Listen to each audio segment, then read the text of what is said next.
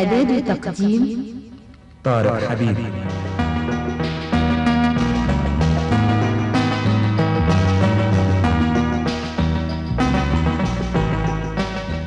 تقديم منى جبر.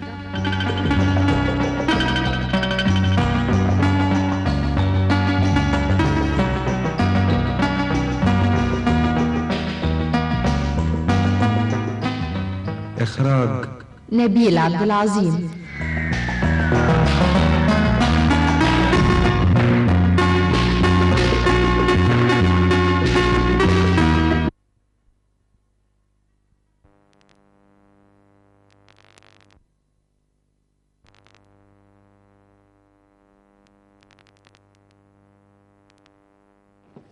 اهلا، مساء الخير.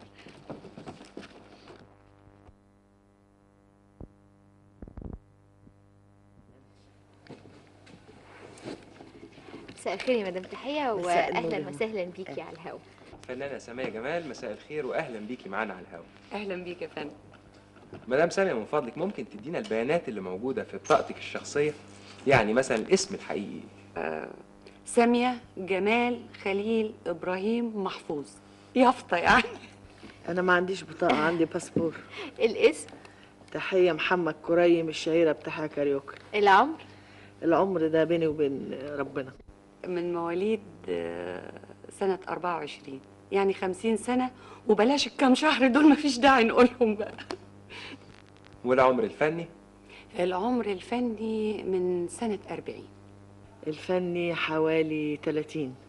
الحالة أقل شوية. الحالة الاجتماعية؟ متزوجة. متجوزة. العنوان في مصر؟ العنوان 19 شارع الجبلية، القاهرة. مدام تحية، هل ابتعاد الفنان عن الجمهور بيبعده فعلا عن الأضواء؟ طبعا. ده ابتعاد الفنان عن الجمهور كأنك بتحكمي على فنان بالإعدام. شوف والله هو لو محبوب، لو الجمهور حبه وليه ثقة فيه ما بيتنسيش، وبالذات ان في التلفزيون بيجيب كل الافلام. وانا شخصيا بستغرب جدا بالنسبة لنفسي، يعني ما اعرفش عن غيري، ان حتى الولاد الصغيرين بيعرفوني. فطبعا ده البركة في التلفزيون. حقيقة انا بعيد، لكن بحس نفسي ان انا ما بعدتش ابدا. طب ابتعاد الجمهور عن الفنان بيكون سببه ايه في رأيك؟ ده بيكون سببه ان الفنان يعني اهمل في عمله ده. لو بيشتغل، يعني لو بيشتغل، لو ابتدى يحس ان العمل ده كده يعني زي اي حاجة، ممكن الجمهور يبعد عنه. انما لو حب شغله ما اعتقدش الجمهور مخلص، ومش ممكن يبعد عنه ابدا. إهمال الفنان نفسه. أجر الفنان هل له تأثير على نفسية الفنان وبالتالي على مستواه الفني؟ طبعا. الفنان لما بيبقى مرتاح ماديا، تسمعيش كلام اللي يقولوا لك اصل الفن هو اللي بيأكل، والفن هو، لا، الفن ما بيدفعش أجرة البيت وما بيدفعش الفنان ما دام مرتاح ماديا بينتج. لا طبعا بيفرق، يعني هو مهم قوي. كل ما اعمل عمل كويس ويقدروني بفرح وبشتغل احسن طبعا. اذا حب الجمهور مش بس هو الحاجة اللي بتسعد الفنان. لا، ما هو الجمهور مهم. لو ما فيش الجمهور يبقى ما فيش يعني لو ما فيش الجمهور اللي هيتفرج عليا، او لو في مسرح او افلام والجمهور ما حبنيش وما جاليش، يبقى صعب طبعا. ده رصيد تاني ما نجيش جنبه. ده الرصيد ده اللي ما بيتسحبش منه، اللي بيزيد. انما الرصيد التاني المادي لازم يبقى فيه. بيقال ان الراقصة بتكسب ذهب. يا ترى فعلا المجهود اللي بتبذله الراقصة بيوازي الإيراد اللي بيخش لها؟ والله كلميني عن الراقصات الأول، ما كانوش بيكسبوا دهب، إنما بتوع دلوقتي بيكسبوا دهب. مش عارفة أقول لك إيه، يعني ما أنا ما افتكرش كلهم بيكسبوا ده، إنما اللي أنا حاساه ان الرقص عموما بقى سهل اليومين دول، يعني كتر. بالتالي اي واحده بدل ما تدور على وظيفه وبتعرف ترقص شويه بتفضل الرقص اهم. بس انا بشوف ان ده غلط، بالعكس لازم يكون عندها اساس، لازم اولا يكون عندها حب للمهنه اللي هي داخله تعملها، مش مجرد انها تكسب ذهب ابدا. تقدري تقولي لي دور الدعاية بالنسبة للوجه الجديد بيبقى دور أساسي ولا دور أقل أهمية من غيره؟ الدعاية مهمة، بس لازم يكون في الأساس. يعني مثلا زي في أمريكا ممكن ياخدوا بطل أو بطلة جداد خالص محدش يعرفهم أبدا، وبيعملوا لهم دعاية. يعني لو الفيلم هيتصرف عليه 100,000 بيصرفوا 90,000. يمكن هم كده بيحبوا يعملوا دعاية كتير. لكن لو الفنان ما فيهوش ما عندوش الأساس، الدعاية ما تعملش حاجة. دور الدعاية ممكن قوي تأذيه لو هو يعني مش كفء للدعاية دي، تأذيه. بمناسبة الدعاية، مين الممثل والممثلة اللي بيعتمدوا على الدعاية أكتر من غيرهم؟ في كتير. زي اصل ما فيش ممثلين او ممثله بتقولي لي ممثل او ممثله. الممثل والممثله اعمالهم هي اللي بتعمل دعايه، انما اللي بيعمل دعايه ده مدفوعه، ده مش ممثل. ما اعرفهمش الحقيقة. طب مين الممثل أو الممثلة اللي صورهم وأخبارهم بنشوفها في الجرايد وفي المجلات أكتر من أعمالهم في الواقع؟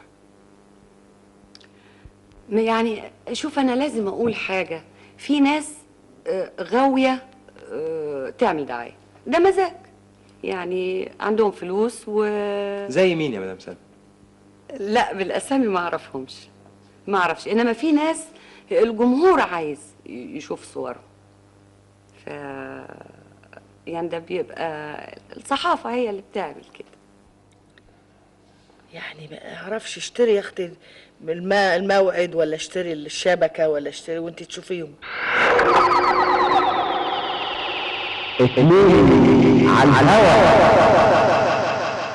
ازاي ممكن نميز إذا كان الراجل مهذب أو لا؟ الراجل المهذب بيبان من لبسه، بيبان من المجموعة اللي هو لابسها، الكرافتة والبدلة والشراب والجزمة وضوافره واسنانه، ده بيبان على طول. معاملته للمؤدب، معاملته للست، ازاي بيسلم عليها، ازاي بيحترمها، بيفوتها قدامه. والتاني اللي هو ما بيحسش ان في ست حتى موجوده. طب ازاي بتقدري تميزي ان الست دي ذكية والست دي مش ذكية؟ الست اللبقه طبعا، اللي بتعرف تتكلم، اللي ما تتلخمش زي يعني اللي بتعرف توضب امورها وتتفاهم مع الناس. والمتواضعة كمان يا مدام. والمتواضعه كمان كويس. اللي مش ذكيه طبعا، اللي هي يعني بتاخد كل حاجه بدون تفاهم، فانا بعتبر دي مش ذكيه ابدا. ده عينيها بتبين المرأة، وبتبقى قليلة الكلام. ازاي ممكن تميزي إذا كان ده فنان ولا مدعي فن؟ اللي يتكلم عن روحه، اللي يتكلم عن نفسه، بيبقى فيه شيء من النرجسية، يعني ده على طول بيبان. الفنان عمره ما بيتكلم عن نفسه.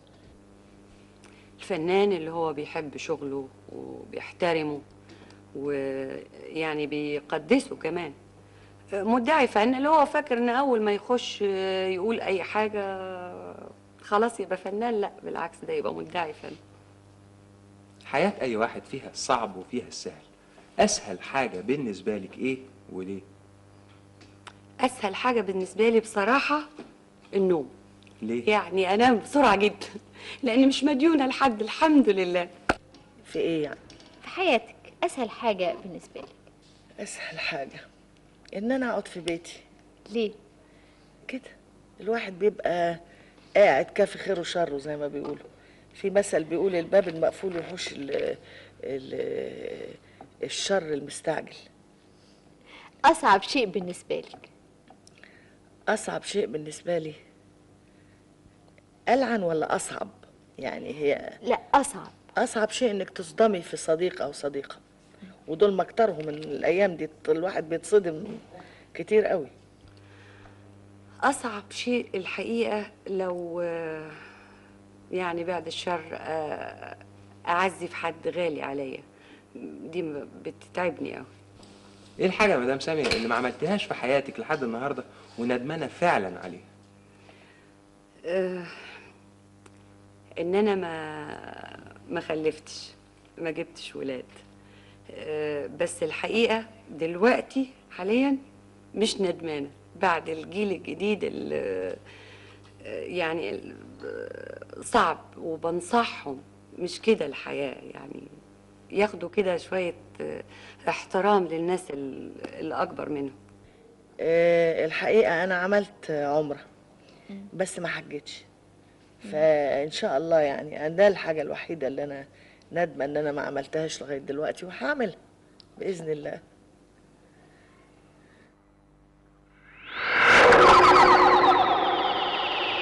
اتنين على الهوا. إمتى بتشعري إنك تحية الفنانة، وإمتى بتشعري إنك تحية الإنسانة؟ أما بكون فوق خشبة المسرح تحية الفنانة، وأما عين المكياج وألبس هدوم عادية وأنزل في المولد وأعيش مع الناس اللي بيجوا الموالد وأكلهم وأبقى فعلا سعيدة.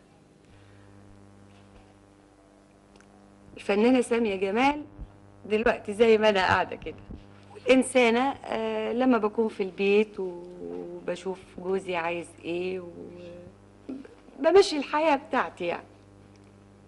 وامتى بتحسي انك ساميه جمال وامتى بتحسي انك مدام رشدي اباظه؟ لا، أنا بحس إن مدام رشدي أباظة على طول. في البيت بشعر إني مدام فايز حلاوة. يا ترى الزواج بيؤثر على الفنان؟ لما يكونوا اتنين فنانين بيتعايشوا مع بعض، يعني مادام بيفهموا بعض وفي ثقة، بالعكس ما يأثرش أبدا. مين في رايك اسعد زوجين في الوسط الفني حاليا ومش هنحسدهم؟ مش هتحسدهم؟ أيوة. يبقى إحنا طبعا. قاعد زوجين في الوسط حاليا فؤاد المهندس وفاتن حمام، عشان مش متجوزين.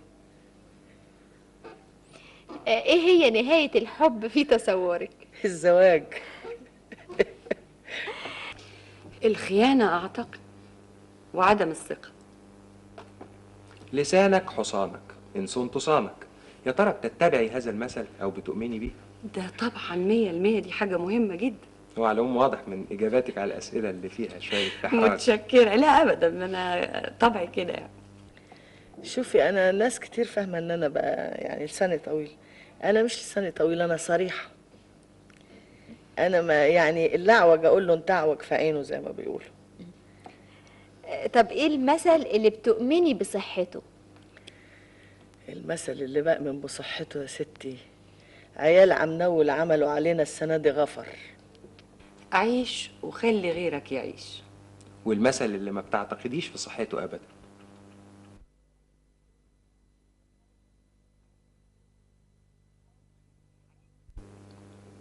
مش فاكرة الحقيقة. في المثل اللي هو اصرف ما في الجيب يأتيك ما في الغيب، يعني ما بعترفش بيه ده. اللي مش بعتقد فيه في التأني السلامه وفي العجل الندم. هقول لحضرتك دلوقتي بعض الاسماء لافلام من افلامك، تقولي لي ترشحي لي مين من نجماتنا الشابات النهارده يقوموا بالبطوله بدالك لو اعيد انتاج هذه الافلام. اولا الرجل الثاني. الرجل الثاني نجلاء فتحي. رقصة الوداع. رقصة الوداع ادي لميرفت امين، لان انا اسمع انها بترقص كويس. عفريتة هانم. لا، ده خليهولي انا بقى. لان انا بحب الفيلم ده قوي، وكان عندي امل ان انا اعيده، بس مش عارفه اقدر اعمل عفريته عمرها 50 سنه ولا لا، مش عارفه. وتعالى سلم. تعالى سلم ممكن تعمله نيلي أوي. هقول لك بعض اسماء افلام آه. وتقولي لي مين من نجماتنا الفاتنات دلوقتي الشابات ممكن يقوموا ببطولة هذه الافلام بدلك. شباب امرأة.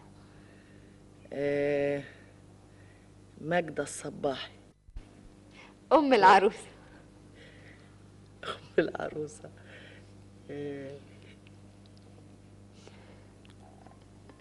هم كلهم شكل بعض، البواريك حاجة بقت غريبة قوي ان كلهم لون بعض وشكل بعض، شقرة ودي شعرها احمر ودي شعر، يعني بقوا زي بعض، فنقي كده لخبطيهم ونقي اي حد. لا حضرتك لخبطيهم ونقي. ام العروسة يا ستي ميرفت. لعبة الست. زهراء نجلاء. منديل الحلو. منديل الحلو نبيل عبيد. مدام سامية، ايه الغنوة اللي لما بتسمعيها بصراحة بقى تروحي مغيرة المحطة على طول؟ الغنوة المحزن ايا كان. ايا كان. شوف انا بحب شهرزاد قوي، بس حكاية ساعة دي كتير، يعني انا اشيل البتاع وارجع تاني الاقيها برضه بتقول عايزة ساعة، ربع ساعة، 10 دقايق. الأغنية اللي ما بتمليش لو سمعتيها مرارا وتكرارا. يا حبيبتي يا مصر. غنوة الأستاذ عبد الحليم حافظ الجديدة اللي هو بيقول أي دمعة حزن لا. آخر فيلم شفتيه وعجبك إيه يا مدام سامية؟ الحقيقة أنا ما بروحش سينما كتير، يعني ظروفي يمكن ما بتسمحليش، إنما آخر فيلم شفته تعالى سلم. الأب الروحي. وآخر مسرحية؟ العشرة الطيبة لسيد درويش. آخر مسرحية صاحبة العمار في التلفزيون برضه. مين في رأيك النهاردة نجمة المسرح الاستعراضي الأولى؟ شويكار. أصل حكاية نجمة دي كبيرة قوي، إحنا بنبعزق في الألقاب عندنا. هو في يعني في حسن نية من نيلي وصفاء إنما ما هماش يعني نجمة دي تقيلة قوي الحكاية دي. بتفضلي ان الراقصة ترقص على ألحان معروفة ولا ألحان خاصة بيها؟ والله ما يرقصوا كويس ان شاء الله حتى يعملوا بقهم المزيكا، بس يرقصوا. لا ألحان خاصة طبعا أحسن، مفيش كلام. تقدري يا مدام سامية تقولي لي الفرق بين الرقص في حفلة والرقص في ملهى ليلي والرقص في فرح مثلا؟ أنا شخصيا بفضل الملهى، لأن بقى قريبة من الجمهور، يعني بقى عايشة معاه. المسرح بيبقى بعيد، يعني بيبقى فيه مسافة بعيدة عن الناس. الأفراح يعني ما كنتش أحب أروحهم كتير. ليه يا مدام سامية؟ بيبقى فيه ولاد كتير، يعني عشان في نوع رقص عايز مساحة كبيرة، يعني مش عايز انه يبقى مزنوق قوي في وسط الناس، فبيبقى في أولاد كتيرة. وبعدين بيبقى في مشكلة تانية ما كنتش أنا بحبها أبدا، إن حردي أم العروسة ولا حردي أم العريس فيفضلوا يشدوا فيا، تقول لي اشمعنى رقصتي عشان خاطرها لازم ترقصي عشان خاطري. فالحقيقة كنت لما بروح فرح أفضل إنه يكون في مينا هاوس مثلا، كانوا دايما بيعملوا أفراح زمان، أو في نادي. كلهم ألعن من بعض، يعني أنا ما جربتهاش على العموم. أنا رقصت على مسرح، وإذا كنت رقصت في أفراح فكانوا صحابي، يعني يا صحابي يا قرايبي. زمان كان الرقص بيصاحب أغنية. أشهر أغنية رقصتي عليها إيه؟ أشهر أغنية يا ستي كتير أصله، مع فريد والله يرحمه، ومع عبد العزيز محمود، ومع كارم يعني كتير قوي، اصل مش وانا سبت الرقص بقالي دلوقتي يمكن من سنك. يعني مفيش أغنية معينة؟ في موال في فيلم بتاع فريد، يعني اصل فريد كان مزجته حقيقي بترقص. الرقص زمان يا مدام سامية كان بالذات في الأفلام مصاحب للغنوة. أشهر غنوة رقصتي عليها كانت إيه؟ أشهر غنوة كانت مع الله يرحمه الأستاذ فريد الأطرش، ما قال لي وقلت له. ألحان مين تحسي إنها ترقصك أكتر من غير؟ فريد برضه؟ فريد الأطرش. الحقيقة أنا برقص دايما على ألحان الأستاذ محمد عبد الوهاب. ساعات الرجالة بيرقصوا بلدي، مين أحسن واحد بيرقص بلدي من الرجال؟ ما شفتش حد، شفت ناس بلدي يعني أنا أعرفهم. طب ما أنت عارف إن أنا هقول لك رشدي. رشدي بيرقص كويس قوي. معظم أفلامنا لو تلاحظي حضرتك لازم الرقص يبقى قاسم مشترك أعظم فيها، في كل فيلم لازم رقص أو اتنين. تفتكري ليه يا مدام سامية؟ والله يعني أنا أعرف عن زمان، ما أعرفش دلوقتي لسه نفس الحكاية نفس الحكاية تقريبا، لأن ما بروحش أفلام كتير. هو الرقص مطلوب بره الحقيقة، بس أنا بلوم في حاجة كانت بتحصل زمان مش كتير بالنسبة لي، لأن كانت أفلامي كلها مع المرحوم الأستاذ فريد أفلام استعراضية. استعراضية، فكانت بتبقى متأسسة من الأول. بس في يعني أفلام بتتحشر الرقصة، يعني بالعافية لازم يدوروا على رقصة، زي بعض أفلام برضو غنائية بيبقوا بيدوروا بس على أي مكان عشان يحطوا غنوة. فمش عارفة، أنا بيتهيألي إن لازم الحاجات دي تترسم، مش مجرد إن في بلد بتحب الرقص أكتر أقوم أروح موقفة الموضوع وحشرة رقصة. فده راجع طبعا للي بيكتب الموضوع، لازم هو اللي يرتبها من الأول. مش الممثلات اللي بيرقصوا يعني؟ يا ست لما مثلوا حد قال لهم حاجة ما تسيبوهم يرقصوا. بتذكري أول رقصة رقصتيها في حياتك؟ طبعا. احكي لنا عنها. احكي لك عنها ايه؟ انا خدوني كده من زي ما بيقولوا من الدار للنار، خدوني ولا مكياج ولا بتاع وقالوا لي ارقصي رقصة الكاريوكا اللي بترقصيها فرقصتها بس، وجابوا لي مزيكا بعدين اسطوانة، يعني ما كانش، انما ده اول مرة. كان فين؟ كان في استوديو توجو. فاكراها قوي. كانت سنة 40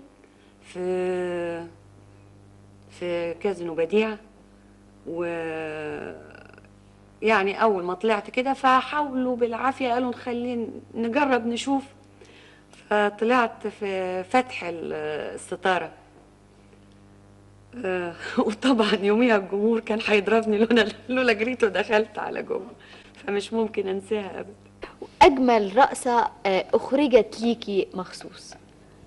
أجمل رقصة كانت في دار الأوبرا، وكانت اسمها رقصة المعبد، وكان اتحاد البرلمانات في العالم كان جم مصر هنا فعملوا الرقصة دي، يعني لحنها شجاعي، أستاذ شجاعي، وكانت رقصة عن معبد في وادي الملوك، إنه بنت من البنات اللي بيصلوا أو بيقدموا القرابين بيتهيأ لها إن التمثال بيصحى وبيرقص معاه، فكانت حقيقي حلو.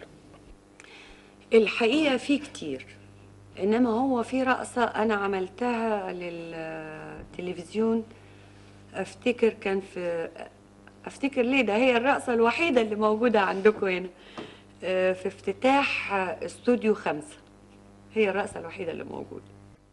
أجمل فترة رقصتي فيها في حياتك كلها إيه؟ أجمل فترة كان ما كنت شابة بقى في الخمسينات. بره لما الواحد بيمثل بلده في حتة. ازاي جات لك يا مدام تحية فكرة الاعتزال؟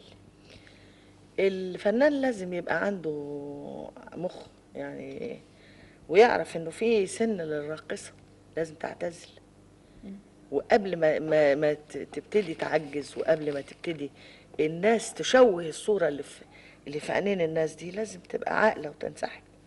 والله انا بصيت لقيت نفسي معتزله لوحدي كده.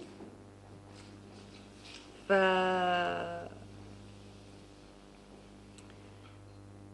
في ناس يعني ربنا يخليهم الظاهر راحوا قالوا بره انها، ناس من الوسط الفني يا مدام سامية؟ اعتقد طبعا لازم يكونوا من الوسط الفني، يعني ما درتش مش فلانه اعتزلت مش فلانه، فصدقوها المسؤولين صدقوا، فانا لقيتها سهله وانا كسلانه رحت معتزله وقاعده في البيت. طب اسألك بالمناسبة سؤال عشان نحددها أكتر. اتفضل. راقصات ولا من خارج الوسط بتاع الرقص الشرقي؟ لا، ما انا مش هقول هم مين، هم عارفين نفسهم كويس قوي، انما انا مش هقول مين ابدا. آخر رقصة رقصتيها مدام سامية رسمي في حفلة مثلا كان إمتى؟ رسمي في حفله كانت في بيروت من سنتين. كنت في الهند في كالكوتا، وكان فاضل لي شهر على العقد، فيعني جددوا العقد، فجيت قلت لهم انا هسافر وابقى ارجع بعد 10 ايام، فالراجل كان عارف يعني حس كده، قال لي انت مش هترجعي تاني، قلت له ولا هرجع للرقص كمان يعني، وكان يعني صار انك تقعدي سلطان، انت القسطة الكبيرة. استريحي يا ماما وانا بدالك. الرقص الشرقي النهاردة والرقص الشرقي زمان لو عملنا مقارنة بينهم بنلاحظ انه حصل تطوير في الرقص او انه بعد شوية عن الرقص الاصلي القديم. موافقاني اولا على الكلام ده؟ هو في تطور، يعني في تغييرات كتيره، وبعد خالص عن الرقص اللي هو بنسميه الرقص الشرقي. يعني كانت الراقصة بتحترم مهنتها، دلوقتي بقت للكسب. في فرق بين الهواية والاحتراف، فده فرق كبير بين. طب رأيك الشخصي ايه اللي ممكن يتعمل عشان الحفاظ على الرقص كفن، وان هو يتطور مش ينحدر؟ اللي يتعمل انه في معهد الباليه يعملوا قسم للرقص الشرقي، وانا مستعده انا وساميه واي حد من اللي بيرقصوا كويس يروحوا يدرسوا فيه. مين المسؤول من وجهة نظرك عن فتاة عادية جدا على طول ممكن تكون راقصة محترفة؟ أي واحدة ممكن. اسألي المخدمين اللي في البلد، أي مكتب مخدم وبدلة رقص بتبقى رقاصة. يعني اكتروا على عيني وراسي، انا بحب الرقص وهفضل احب الرقص لغايه لما اموت، انما هو مش مجرد بس ارقص وبس، لا لا، لازم اكون بحب الرقص، لازم احس بيه، مش عشان كمان إن بيكسب، لا ابدا. فانا برضو من اللي اخترع المايو ده اهو عشان يغطي او عشان ده عيب، لا ابدا، ارجوه اللي اخترعها يشيلها. اول ما هيقول بدل الرقص رجعت زي ما كانت، تأكد انه كل واحدة هتفكر من جديد، هتفكر تيجي ترقص من الجداد، هتفكر 100 مرة قبل. يا ترى ايه اول حاجة بتبحثي عنها في الرقاصة لما بتشوفيها لأول مرة؟ شكلها طبعا، جسمها، ازاي الجسم يعني ينفع للرقص، عشان في جسم ما ينفعش للرقص.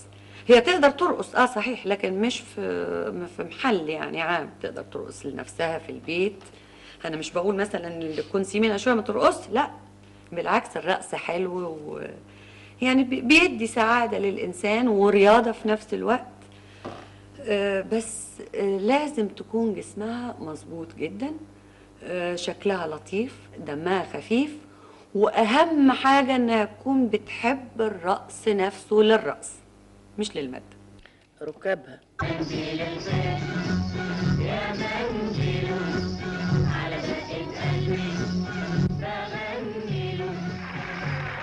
هقول لحضرتك دلوقتي بعض الاسماء تقولي لي ايه رايك فيهم كراقصات هاويات، يعني هم اصلا ممثلات.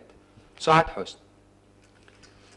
سعاد حسني انا بحبها في كل حاجه الحقيقه، ويعني دي ست بتحب شغلها، لا بتتفانى. انا بتكلم عليها كراقصه يعني. ما بتتفانى في شغلها لدرجة انها بتموت نفسها. هي مش شغلتها انها ترقص، بس لما بترقص بتقنعك انها فعلا بترقص. سعاد نبيهة جدا. نيلي؟ نيلي كمان، نيلي يساعدها جسمها كمان. نيلي دي كتكوتة حلوة، ويعني بترقص كل حاجة، بس بنصحها لما تيجي ترقص شرقي تديله الطابع الشرقي المظبوط. وشويكار؟ شويكار بترقص بلدي حلو قوي قوي قوي قوي قوي، بس اترجاها انها تخس شويه. ما شفتهاش بترقص حقيقة. هند رستم؟ هند شفتها ترقص، مش رقاصة قوي يعني. الكاموفلاج والصور والكاميرا بتعمل، انما سعاد بترقص. دي استاذ يعني، رقصت في افلام كتير. يجوز ما بترقص كويس 100%، انما كتكنيك استاذه كبيره جدا.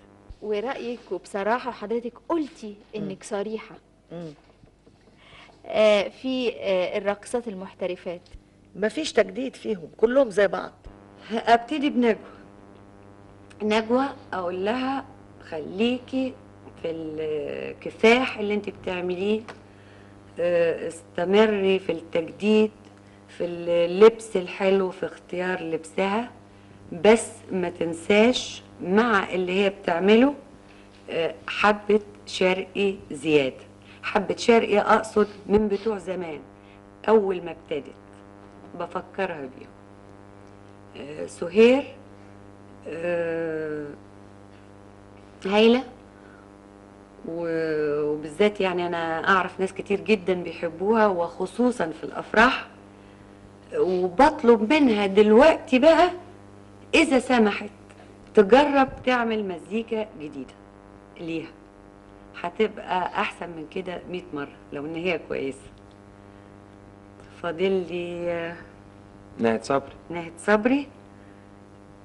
ناهد يعني واخدة طريق حلو، واخدة لون خاص بيها، اللي هو يعني بحس كده زي الحصان العربي لما بيرقص.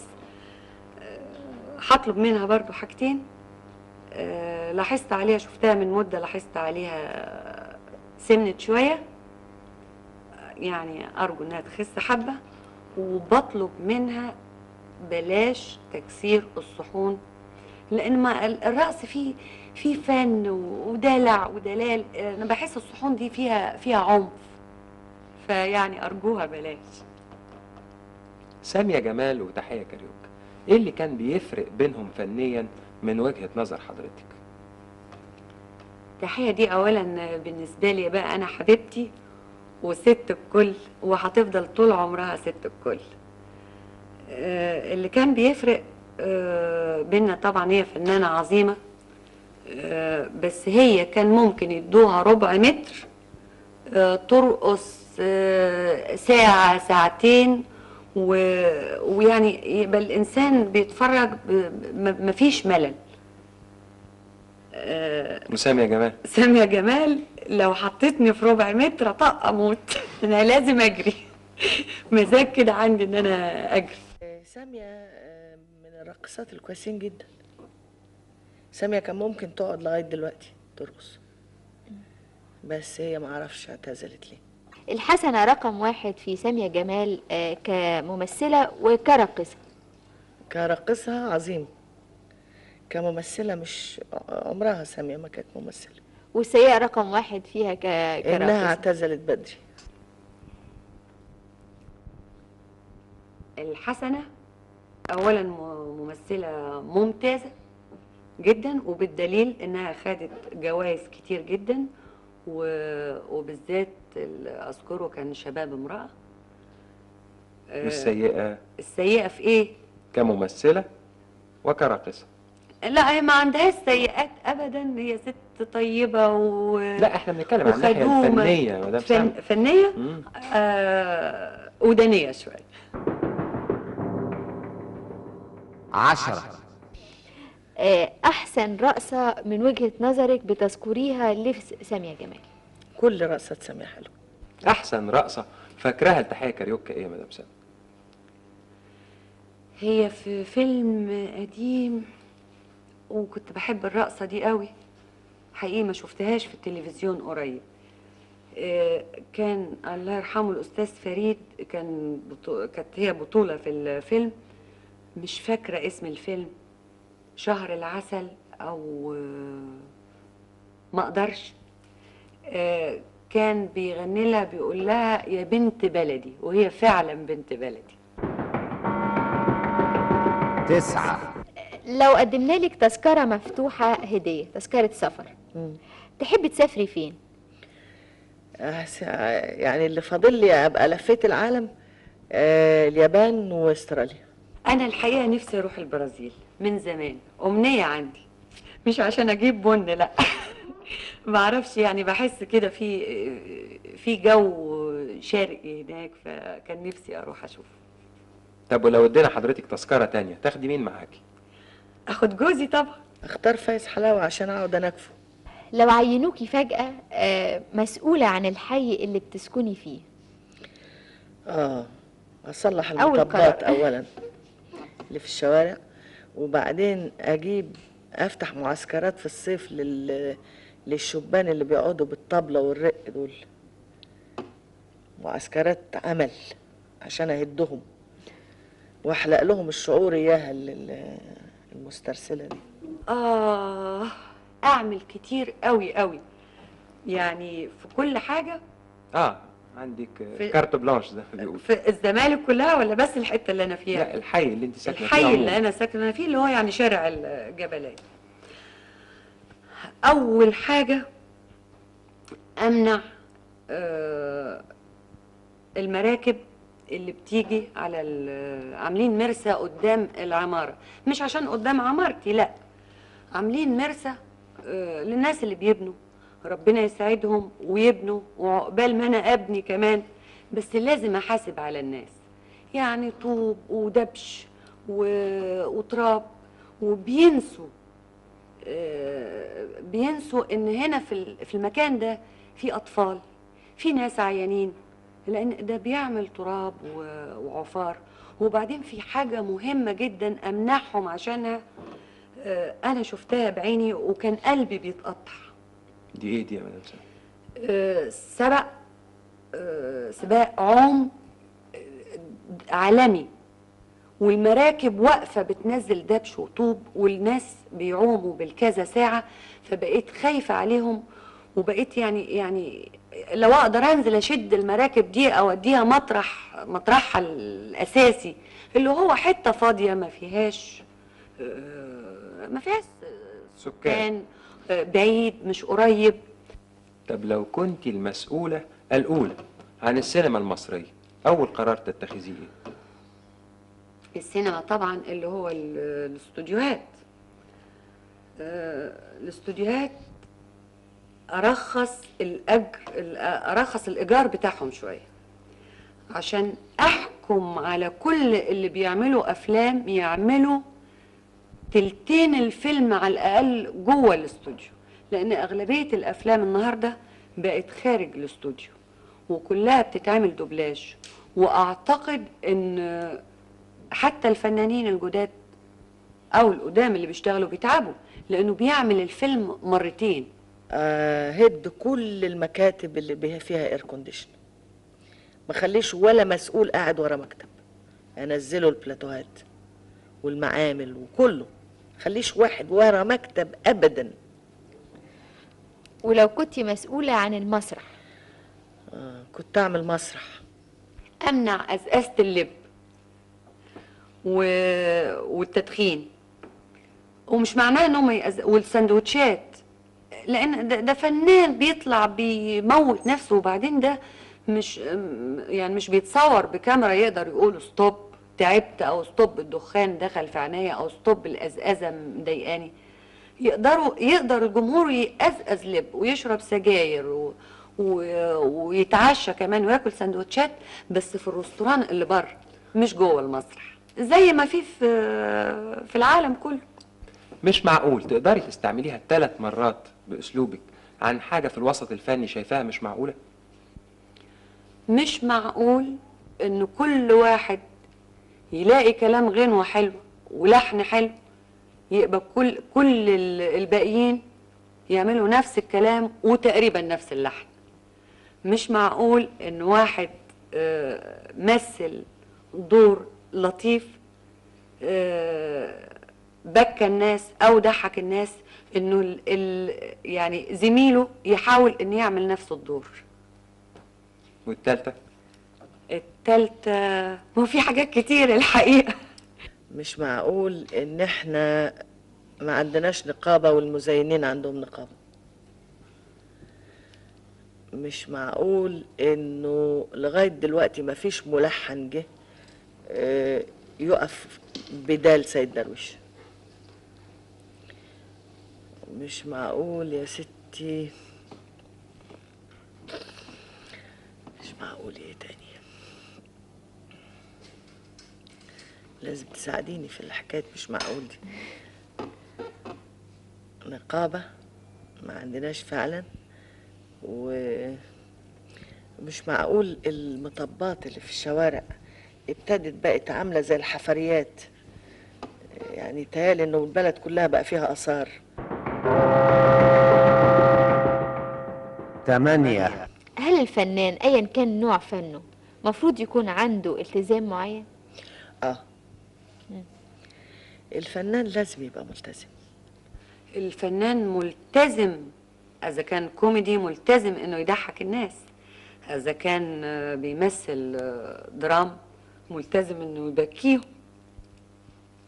في قضية اتقال فيها كلام كتير، لكن أحب أعرف رأيك أنت شخصيا فيها، حكاية الضحك للضحك والضحك بهدف، أنت من أنصار أنا؟ لا، الضحك بهدف طبعا. زي مسرح الله يرحمه الريحاني زمان، كنت بروح أموت من الضحك وأطلع بهدف. أفضل الضحك الهادف.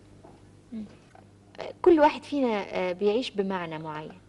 ايه المعنى اللي ممكن تكوني عايشاله دلوقتي يا مدام تهاني؟ المعنى الفنان بيعيش طول حياته عشان يجيد. يعني مش كفايه انه الناس تقول له انت بقيت كويس. ده الفنان. ما اعرفش بقى، في ناس اللهم اكفنا شر الغرور، دول من اول تسقيفه بيحصل لهم هوس. فالفنان لازم يعيش عشان يجيد، وطول ما هو عايش وعنده القدره انه يشتغل بيجيد. الحياة. 7. هقول لحضرتك بعض الكلمات تردي عليها بكلمة واحدة، بنسميها احنا كلمة ورد غطاها، من غير تفكير من غير تعليق. حزام. أرقص على طول طبعا. حزام. وسط حلو. نقوط. شارع الهرم.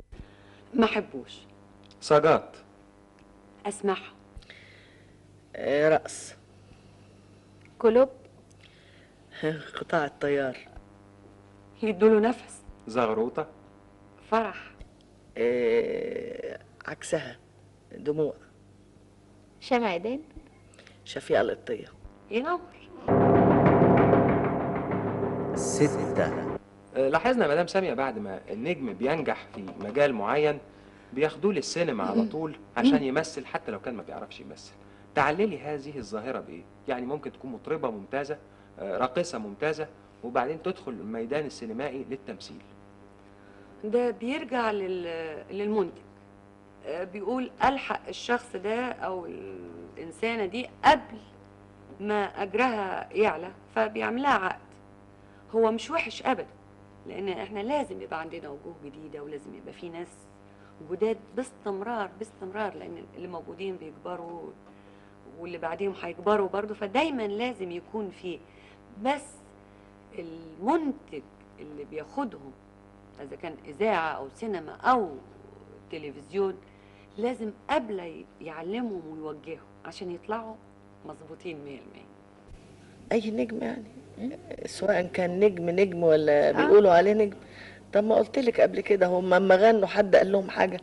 اما يمثلوا ما حدش برضه هيقول لهم حاجة. مين اكتر مطربة بتقنعك كممثلة؟ شادية. مدام شادي. واللي ما بتقنعكيش كممثلة وهي أصلا مطربة؟ ما اعرفهاش. نجاة. طب والراقصة؟ الراقصة نجوى فؤاد، تقنعني دايما انها فاشلة كممثلة. واللي تقنعك انها ممثلة ما هي برضه. ما انا قلت لك ما بشوفش افلام كتير الحقيقه. 5. لو طلب منك على الهواء في برنامج الرقص توافقي؟ الرقص؟ يا بنتي بقول لك ده من 20 سنة طب بطلت من 20 أرقص. سنة؟ لو من 20 سنة يمكن. 4. مدام سامية، لو طلبت منك دلوقتي على الهوا انك ترقصي تعملي ايه؟ اعمل ايه واخدك؟ بس إيه؟ ده هيغير البرنامج. خير يعني إيه؟ هيبقى فيه نظام جديد. هقول لك طيب. يا ريت. تعمل ايه بقى؟ يا ريت. صحيح؟ نجهز لك المزيكا فورا. اكيد في مزيكا طبعا بتاعتي. حاضر. طب خلاص.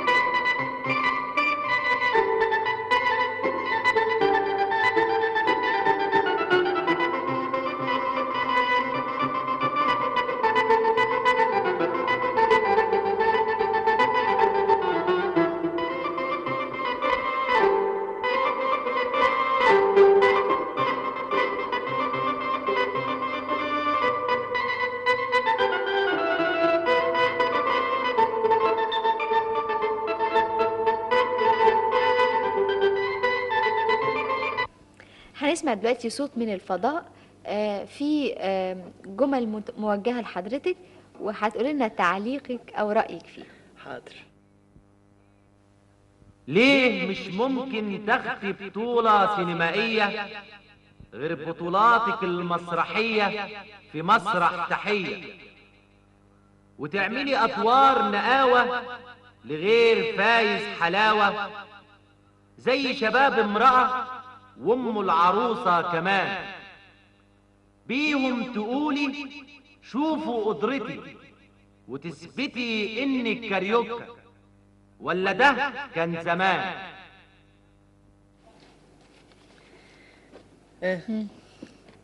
اولا شباب امرأة خدت فيه جايزة احسن ممثلة في الشرق وركنوني، ما تفهميش ليه.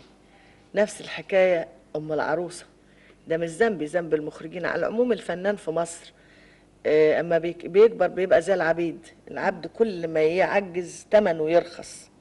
فاحنا كده الفنانين، بعكس بره، بعكس مثلا اوروبا كلها وامريكا، الفنان لما بيكبر في السن بيبقى قيمته طبعا بدرايته والوقت اللي قضاه في عمله ده احسن حاجه.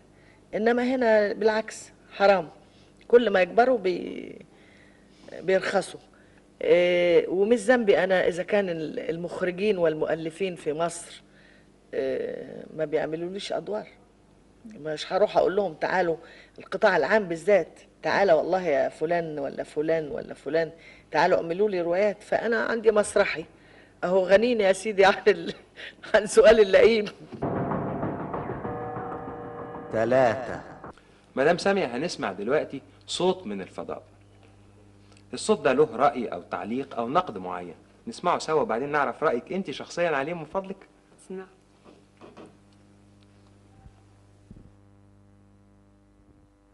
ممكن تاخدي بطولة فيلم من غير رقصة ولو ده حصل لك ايه في رأيك تبقى القصة؟ وان طلبوكي لبطولة يوماتي في مسرحية توافقي عليها ولا ترجعي تاني وتلغيها؟ التردد عنك معروف، هل ده كسوف ولا ده خوف ولا تخصص في الأعمال؟ ومن غير رقص يبقى مفيش سمية جمال. ميرسي قوي على العموم، ده لطيف قوي منه. العفو بالنيابه عني بجد يعني. مش عارفه يعني، انا عملت افلام قبل كده ما رقصتش فيها، بس الجمهور ما قبلش، فيعني ده مش مني انا، نفس الجمهور اللي ما بيقبلش، ومش عارفه اقول له ايه بقى زيادة عن كده، انا كسلان فعلا. 2. آخر سؤالين هنسألهم لك يا مدام تحية، هتجاوبي عليهم بأيوة أو لأ. يا ترى لولا وجود أستاذ فايز حلاوة كنت فكرتي تقدمي المسرح الخاص بالنقد الاجتماعي والمسرح الهادف اللي بتقدميه؟ لا طبعا، لو فايز مش موجود مين اللي كان هيكتب لي مثلا النوع ده؟ هو في ناس بتكتب النوع ده بس يعني ما حدش اتقدم ابدا. لا او برضه. لا. يا ترى فعلا بتحاولي عدم ذكر انك كنتي راقصة؟ ليه؟ لا او لا او لا طبعا. 1. مدام سامية، هسأل حضرتك دلوقتي سؤالين الإجابة عليهم تكون بآه أو لأ بدون تعليق. هل رشدي أباظة النهاردة هو العقبة أمام رأسك؟ لا. لو عرض عليكي أجر كويس قوي عشان ترقصي يوميا في مالها ليلي، وانت قلتي انك بتحبي المالها الليلي، توافقي على الرقص النهارده؟ لا برضه. لديك أقوال أخرى؟ اقول لك على الكلمتين اللي قلتهم لي دول. ليه هو راقصه وحش؟ بالعكس، انا فخوره ان انا كنت راقصه، وعشان فايز الحقيقه يعني بقول لك انه 2 فنانين، الفنانين دايما بيتعايشوا مع بعض، يعني لولا انه ما لقيتوش نص الحلو او الوحش ده ما كانش هنعمل اللي احنا بنعمله دلوقتي. مدام سامية، ليكي أقوال أخرى تحبي تقوليها؟ لا، أحب أقول ميرسي قوي. أنا اللي متشكر يا فندم. تسمحي ننزل من على الهوا؟ مدام تحية، احنا بنشكرك وننزل من على الهوا. يلا ستي ننزل.